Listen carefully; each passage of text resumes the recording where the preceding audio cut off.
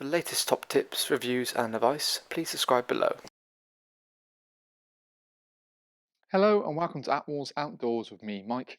Today I'm giving you a bit of a review video on a brand new tent from Outwell. So with me here today, I've got the Outwell Charleston 7 Air TC. So the Charleston actually sits in kind of the top of Outwell's kind of classic collection. So the whole collection is designed to be a Polycotton material, so it's breathable, but also it's still well built with pretty much all the high-end features that Outwell could possibly even throw at it. So it's quite a nice model. It's the 7 refers to being it's a 7 berth, but for me, I'd probably say it's definitely more of a 6, possibly even a very, very comfy 5, depending on how you want to set it up, or like an ultra comfy 4. Again, but there's lots of flexibility with the tent, so you can pretty much pick and choose how you kind of want the layout to be, and I'll kind of go through that in this video. The starting point would say it's actually an air tent, but it's a little bit of a hybrid. So you've got a kind of an air structure itself, which is basically the main body of it, and then one single steel 19mm pole, which basically is inserted on the inside for the front part. So it's nice as a little zip, so it's quite easy to pitch. Because the bulk of it is air, it does mean one person can pitch it in the best part of 15-16 minutes. As you can see from multiple pitching and packing videos we've done across the range. The thing that makes this a little bit different is actually it has a single inflation point. So one point can actually pump up the whole main body. Of course, you can insert the pole afterwards. But more importantly is actually because you've got 1, 2, 3, 4, 4 deflation points, but you can pump it up from a single point itself. The valve you get is like a D style valve, bayonet locking on the pump. You get a manual stirrup pump supplied with it as standard, and it's got a nice big opening to press in and out, so it's easy to get the air in, but also easy to get the air out as well. I wouldn't personally want to do it in one lump on the manual pump.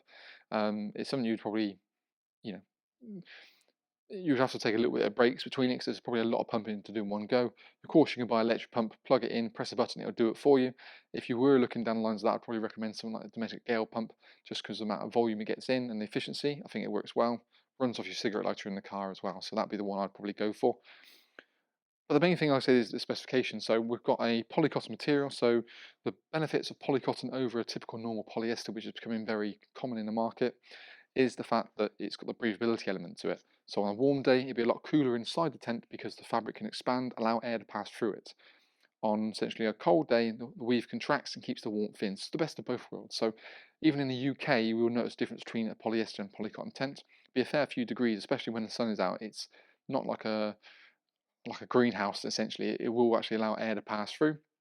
Also, you get less condensation in general as well. But when you go to Europe, most people on the continent will use polycotton because the conditions are, and we are getting warmer and warmer weather, supposedly.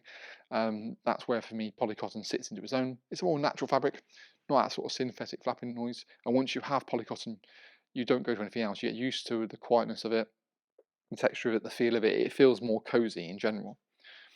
The kind of caveats to that is the fact that it is a more heavier fabric because it is more substantial, so it is going to weigh a bit more. The weight of the tent on its own is about 60 kilograms, so it is a bit of a brute. All comes in one bag, and naturally because it's cotton based, you want to make sure it obviously is dry when you pack it away. I appreciate you probably can't put it away dry every single time, especially in the UK. You know how to get away with that. But what you can do is obviously put it in the bag. I wouldn't want to leave it any more than 24, 40 hours I push in a bag wet, just because it's a perfect ground for mold and mildew to set in. Get it back out, peg the main four corners, pump it up. As long as air is getting through it, it doesn't matter if it's still getting wet, as long as it's not just wet in kind of its original kind of bag, which is something like this. So again, all goes in that one bag, including kind of the pump itself.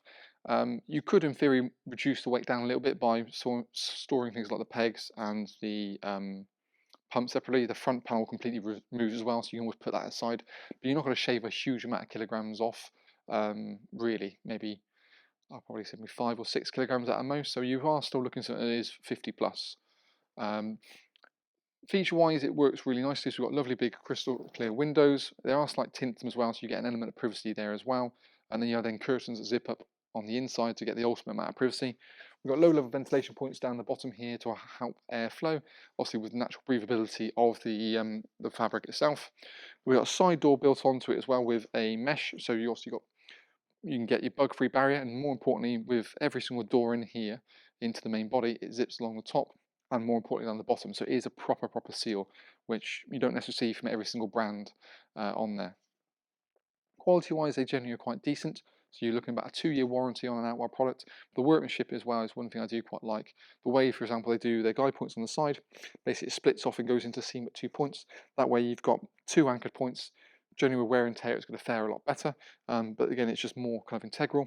They've got this kind of floating guideline system where it's sort of different two-tone points matches the fabric in this kind of nice kind of brownish kind of colour. I think actually it looks quite smart. I don't know about you.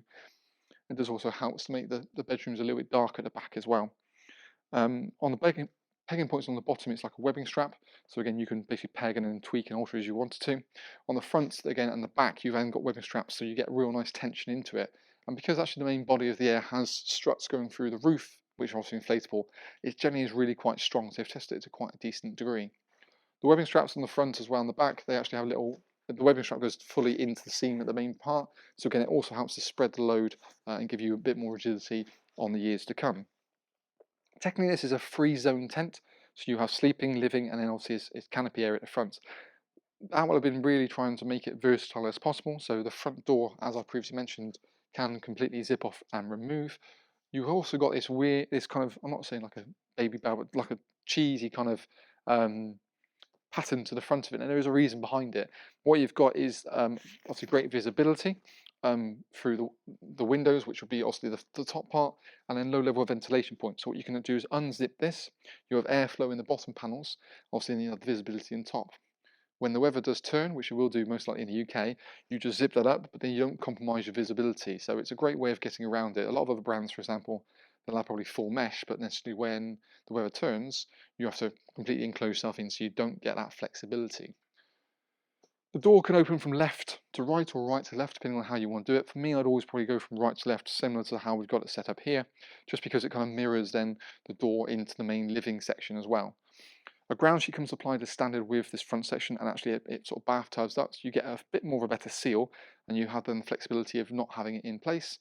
You can almost fold it in half if you really want to, then have almost like a wet dry area located here, somewhere around the corner for cooking or whatever you want to do before going into your lovely sort of clean carpeted sort of living section. For the purpose of the video, what I'm going to do is I'll just unzip the panel. Like I said, you can completely remove it if you want to, but I'm just going to open up. So then what you do find you have is a nice big open canopy. So then you bring the outside directly in. Width-wise, it's quite boastful. It's about 4.4 meters wide, so it works really well, and it's about 7+ meters in terms of the length. But the height thing is what you see here. I'm 6'2", can stand up perfectly happily in the middle, and then you've got a little sleeve where your steel pole sits in there. So again, that keeps it neat and tidy. So it's just one steel pole that goes in additionally. In fact, let's bring the camera in. Actually, it's probably better to get a view into the actual tent itself.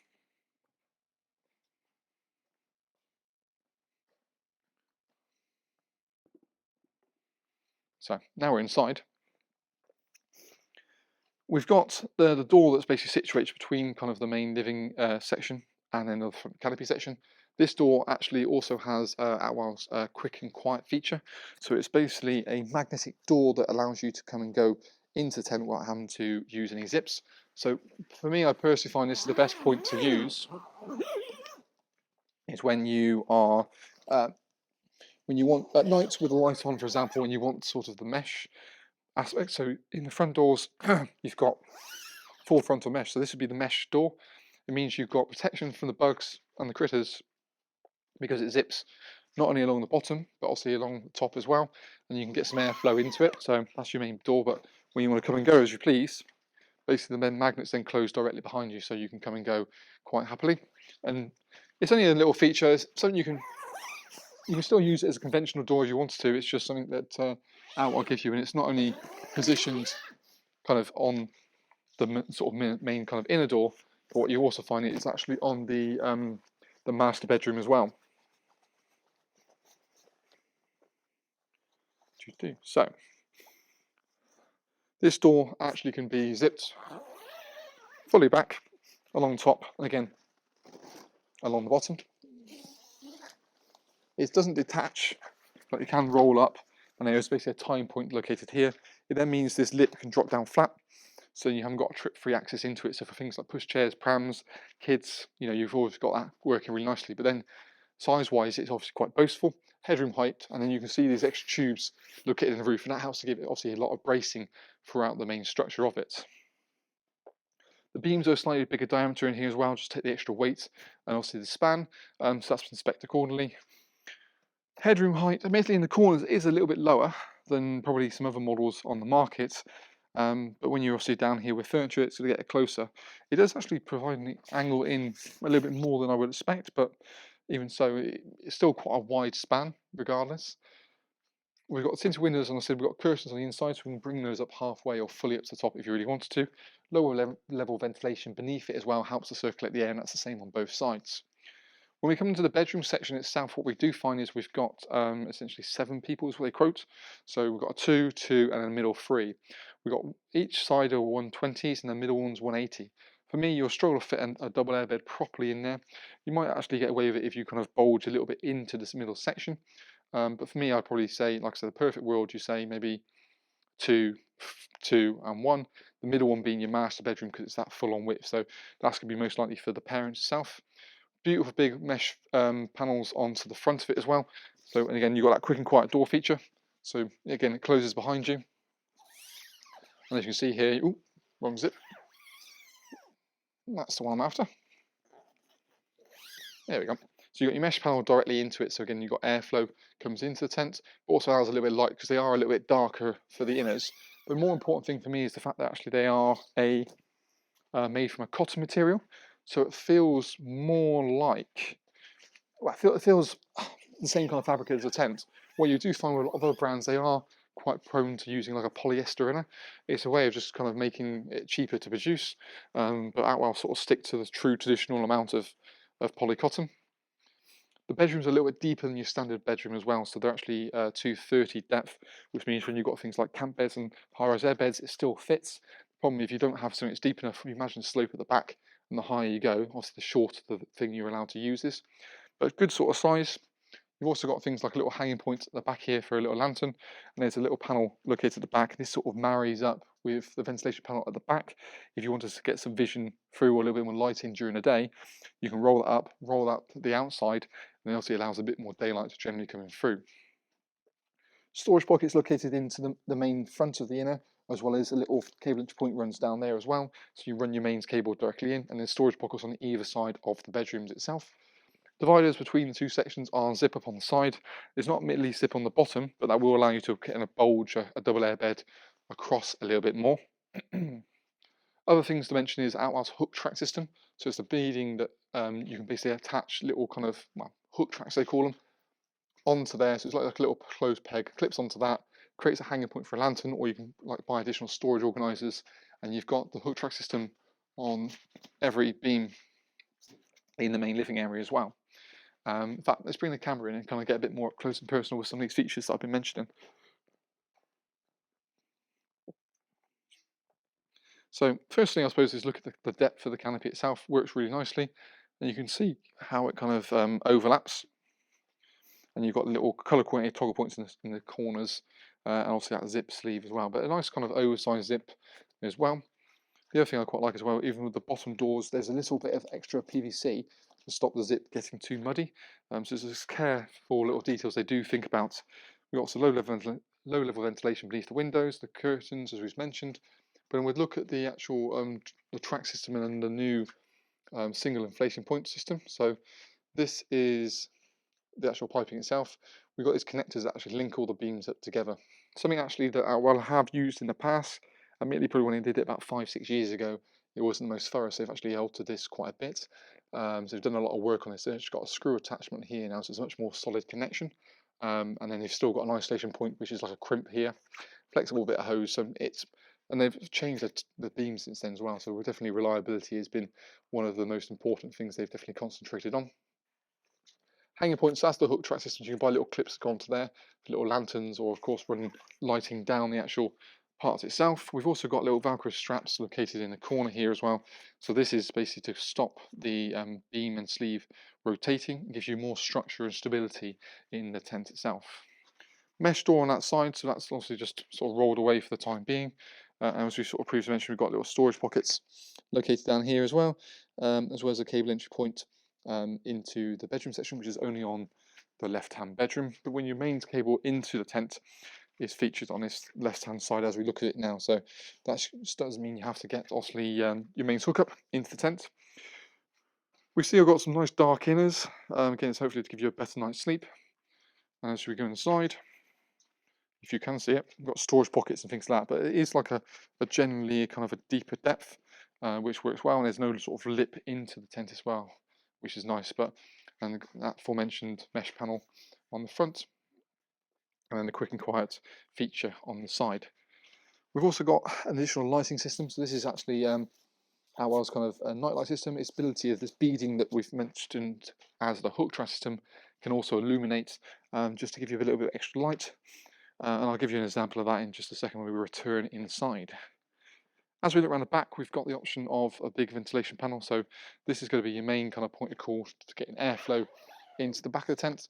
You can unzip it shut if you wanted to. It actually rolls and keeps open, or funny that you can get little stays, and that sort of positions it out so you get airflow underneath the tent, but still get you sort of rain cover as it needs to.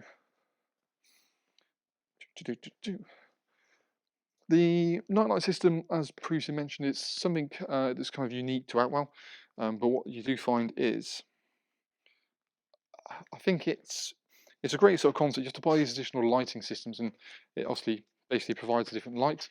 You then have a little part of beading, like so, feed that into the base there. You can then turn it on. You then put it in its sleeve. Oops, lazy. So if I insert it properly, and it illuminates it. It comes with a remote control, so you can alter it, but the light you get from that is very dim. It's not something you're going to be able to read by. It's more of something to, if it's pitch black and your eyes adjust to it, then I think you will get something to it out of it. But so it's quite a nice little option. It's a shame it doesn't produce more light, if I'm being honest with you. But it does give a little bit of light, and it's not going to be your main source of lighting, but it will certainly help you get to and fro the tent quite happily. There are a range of sort of carpets and footprints available for this model, so you can check that out as well.